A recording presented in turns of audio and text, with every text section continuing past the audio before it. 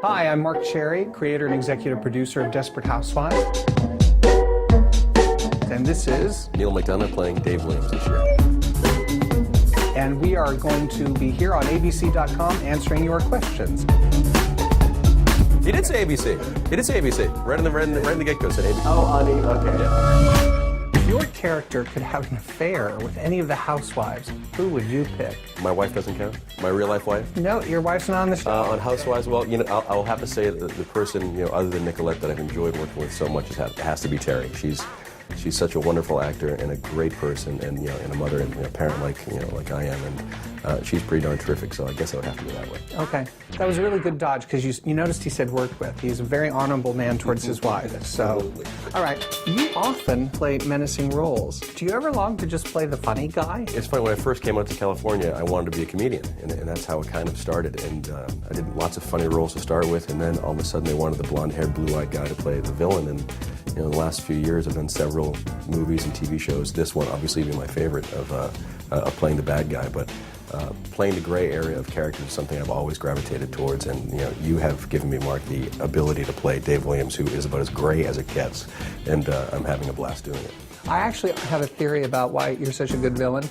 Your eyes are such a light blue color that they become piercing, and it's just an eerie effect sometimes because you can see you know, even in a distant shot, like, you know, you can bore down on people in a way that other actors can't. So. Yeah, and it's you know, I think sometimes when I'm playing a happier character, you would never think of him as being an evil guy at all. But then, with a different thought in my mind, playing Dave Williams or other characters that I've played, it's definitely more chilling the blue. And I'm having a great time with it. Who's the biggest prankster on the set? Does anyone play pranks on you? They're too smart to play pranks on me, I must say at this point.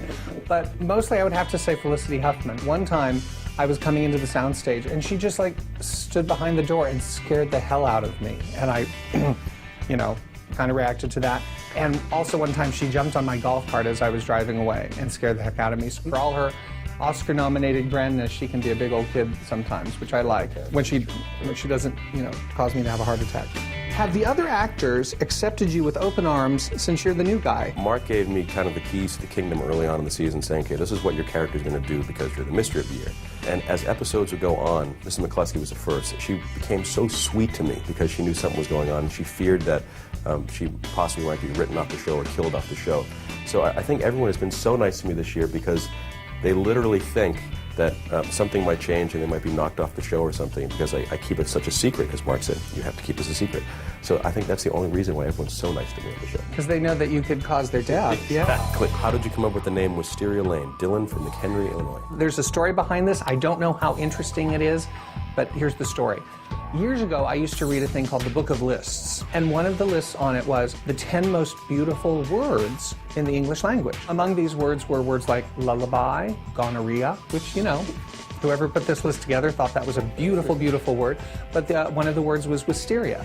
They thought that that was just a gorgeous word, and so that was in the back of my head. I've always thought it was kind of a pretty word, too. So when I was coming up with a place for the show to take place, I thought, you know, maybe we'll call it Wisteria Lane. And I thought Lane was pastoral, you know, and promised beautiful vistas. So I joined the two words together. One of the critics who reviewed the show complimented me on my use of the word wisteria, because apparently wisteria is a vine that looks very pretty on the outside, but its root structure is very damaging and insidious underneath the soil. And so this critic thought that I had come up with something that was, you know, symbolic of the nature of people's personal secrets and how everyone puts on a nice front. Wisteria, I believe, chokes out other plant forms. That's right. Absolutely. I had no idea of this. I didn't know, you know, crap about wisteria as a plant.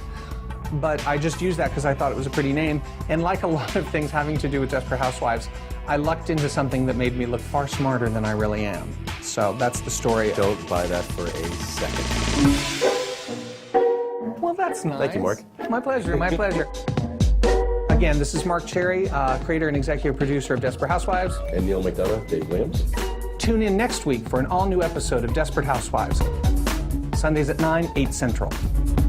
Thank you so much for joining us on ABC.com. That was great.